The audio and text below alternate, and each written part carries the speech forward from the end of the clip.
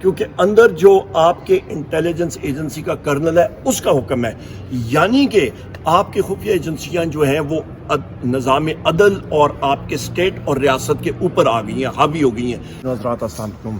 ہمارے secretary general barrister Salman اکرم راجہ صاحب اور ہمارے اپوزیشن لیڈر سینٹ میں شبلی فراز صاحب نے ڈیٹیل گفتگو کر لیا اور غالباً علیمہ صاحبہ نے بھی کر لی ہوگی۔ ہم لوگ صبح سے تقریباً 8:55 سے لے کے ابھی تک ابھی ہوئے ہیں 5:21۔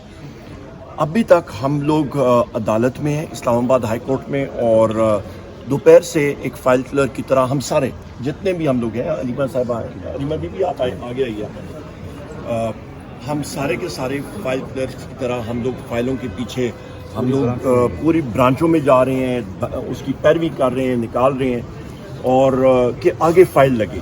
دیکھیں یہاں پہ عمارت سے آپ کو مطلب آپ کو عدل نہیں ملتا، آپ کو انسان عدل دیتے ہیں۔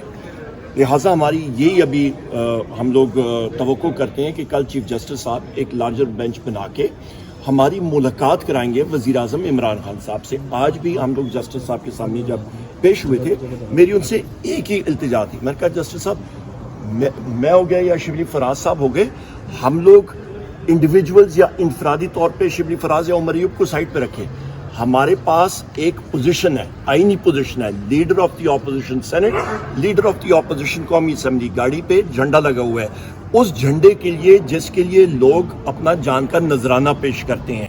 اور ہم لوگ جب اڈیالہ جیل جاتے ہیں، اور یہ میں نے کورٹ میں بات کی، سارے ساتھی گواہیں، میں نے کہا جس وقت ہم لوگ اڈیالہ جیل جاتے ہیں وہاں پہ لاسنائک ہو یا حولدار ہو یا ASI ہو یا SHO ہے، وہ وہاں پہ اس جھنڈے والی اسٹیٹ کی گاڑی یعنی کہ آپ کی ریاست کی گاڑی کو روکتا ہے اور وہ کہتا ہے مجھے کوئی پرواہ نہیں۔ میں نے کہا جی آپ کی اس عدالت کا آرڈر بوٹ کے نوک پہ کرتا ہے اور وہ کہتا ہے مجھے کوئی پرواہ نہیں، کیوں؟ کیونکہ اندر جو آپ کے انٹیلیجنس ایجنسی کا کرنل ہے اس کا حکم ہے، یعنی کہ آپ کی خفیہ ایجنسیاں جو ہیں وہ نظام عدل اور آپ کے اسٹیٹ اور ریاست کے اوپر آ گئی ہیں، حاوی ہو گئی ہیں۔ جب یہ نظام ہوتا ہے تو پھر ملک میں افراتفری ہوتی ہے۔ ہم لوگ یہاں پہ اس نظام کو سپورٹ کرنے کے لیے آئے ہیں۔ ہم نے جج صاحب سے بھی یہ کہا کہ ہمیں بتائیں ہم آپ کی کہاں پہ معاونت کر سکتے ہیں، کیا قومی اسمبلی میں کر سکتے ہیں؟ ہم اپنی التجا اس عدالت کے سامنے پیش کریں گے، اور کہاں پہ کریں گے؟ کوئی راکٹ لانچر لے کے ہم لوگ جیل کے سامنے تو نہیں کھڑے ہو سکتے ہیں، یہیں پہ ہم نے التجا کرنی ہے اور اسی عدالت کے ہاتھ ہم نے مضبوط کرنے ہیں۔ یہ ملک مضبوط ہوگا تو عدالت اور آئین اور قانون کے بنا پہ ہوگا۔ اور ایک اہم بات میں کرتا چلوں کہ اس وقت ہندوستان نے پاکستان کے اوپر ایک اعلان جنگ کر چکے ہیں۔ کسی کو آپ تھپڑ ماریں اور وہ دوسرا آدمی کہتا ہے کہ میں پھر تھپڑ ہی سمجھا، وہ تھپڑ ہم نے سمجھنا ہے۔ آپ کا سنتاس معاہدہ جو آپ کا انڈس واٹر ٹریٹی ہے، ہندوستان نے پہلی بار جس طرح انہوں نے معطل کیا ہے، اس کا مطلب ہے کہ ہماری واٹر اکانومی وہ تباہ و برباد کرنا چاہ رہے ہیں۔ انہوں نے اپنے ملٹری اٹیشیز واپس بلا لیے ہیں، ڈپلومیٹس واپس بلا رہے ہیں۔ آپ کا جنگ عظیموں میں جنگوں میں یہی ہوتا ہے، اٹیک فائنلائز کرنے سے پہلے یا اٹیک کرنے کے پہلے یہی ہوتا ہے۔ ہم لوگ سمجھ جائیں ملک کہاں پہ کس نہج پہ کھڑا ہوا ہے۔ آپ میجر آپ کو میں چیزیں میری ٹویٹس دیکھ لیں، مجھے میڈیا کے ساتھیوں نے کہا ہے کہ جی آپ کی ٹویٹس بڑی سخت ہیں، میڈیا مالکان ڈر رہے ہیں چلانے سے۔ اور بھائی وہ حقائق پہ مبنی ہے۔ اپنے فورن ایکسچینج ذرائع مبادلہ آپ دیکھیں، آپ کا مہینے ڈیڑھ مہینے کا نہیں ہے۔ اس وقت آپ ملک کی حالت دیکھیں، صوبوں میں کیا حالات ہیں۔ نیشنل کوہیژن کی، قومی ہم آہنگی کی ضرورت ہے۔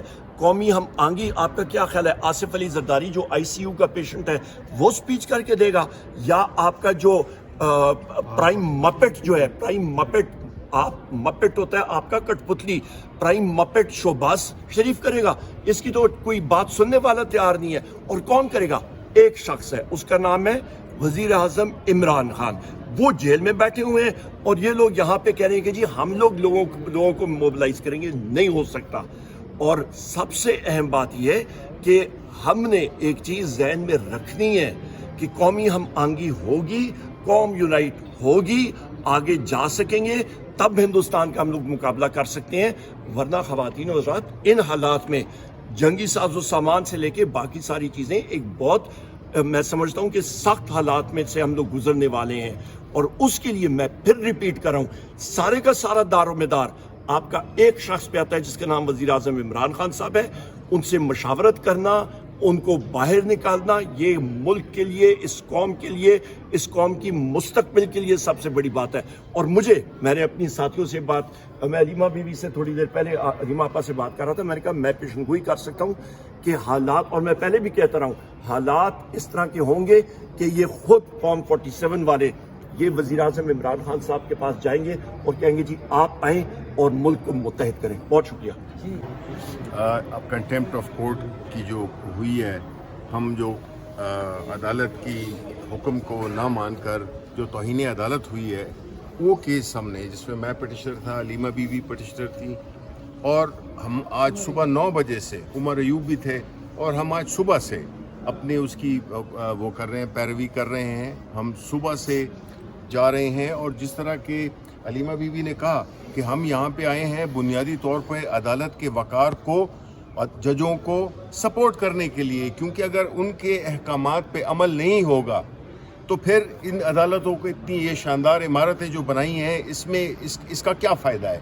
ان کا مقصد، ہمارا مقصد تو یہی تھا کہ ہم ان کو سپورٹ کرنے آئے ہیں کہ ان کے حکم کی عدولی ہوئی ہے. ہمارا کوئی فرق نہیں پڑتا، لیکن یہ ایک ادارہ ہے، ججز ہیں، ان کا ایک مقام ہے، ایک تکریم ہے، ایک عزت ہے، ایک روب ہے، ایک دبدبہ ہے. اگر اس پہ عمل نہیں ہوگا تو پھر ان کی کیا حیثیت رہ جاتی ہے. تو یہ بنیادی طور پہ یہ جو ہماری جو یہ جد و جہد ہے، یہ ہمارا یہاں پہ جتنے بھی ہمارے لیڈرشپ ہے، خان صاحب کی فیملی یہاں پہ ہے، وہ اس کا مقصد یہی تھا کہ ہم ججوں کے پیچھے کھڑے ہیں کہ ان کے جو احکامات ہیں ان پہ عمل درآمد ہو. کیونکہ اگر اس ملک نے آگے چلنا ہے تو وہ عدالتی فیصلوں پہ عمل درآمد سے ہی ہوگا، وہ قانون کی حکمرانی سے ہوگا، وہ آئین کی حکمرانی سے ہوگا.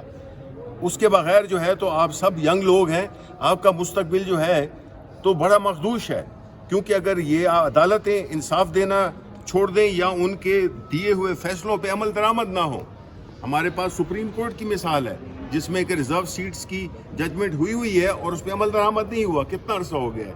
تو یہ بات ہے اصل میں یہ بہت تشویشناک بات ہے، اور خاص طور پہ ایک ایسے حالات جو کہ اس وقت ہماری سرحدوں پہ جو سچویشن ڈیولپ ہوئی ہے، ان حالات میں بجائے اس کے کہ وہاں پہ توجہ دی جائے، توجہ یہاں پہ دی جا رہی ہے کہ کسی طرح سے بھی خان صاحب کے ساتھ ان کی لوگوں کی ملاقات نہ ہو سکے. کس طرح سے ہم خان صاحب کو زیادہ تکلیف پہنچا سکتے ہیں، ان کے خاندان سے نہ ملا کر، ان کی پارٹی کی، ان کے رفقائے کار کو نہ ملا کر، اور ایک ایسا ماحول کریٹ کرنا چاہیے. تو یہ تھا کہ یہ ہمیں بگیوں پہ لے جاتے ہیں کہ بھئی آپ خان صاحب سے ان سے مشورہ لیں، ایکس پرائم منسٹر رہ چکے ہیں. اس پوری ایک قوم جس اس میں پھنسی ہوئی ہے، بھنور میں پھنسی ہوئی ہے، تو خان صاحب جو کہ نہ صرف ایکس پرائم منسٹر ہیں بلکہ وہ اس ملک کی سب سے بڑی سیاسی جماعت کے اور سب سے مقبول ترین لیڈر ہیں. تو اس سے حکومت فائدہ اٹھائے، اور جو بھی یہ ملک میں پورا ایک انتشار پھیلا ہوا ہے، ایک ملک میں جو وہ ہے ایک عجیب نا اتفاقی سی ہے، صوبے مختلف، ہر صوبہ اپنے مسائل کے ساتھ کھڑا ہو گیا ہے.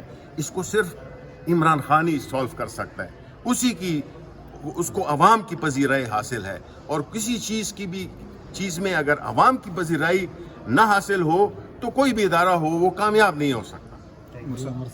بسم اللہ الرحمن الرحیم. پاکستان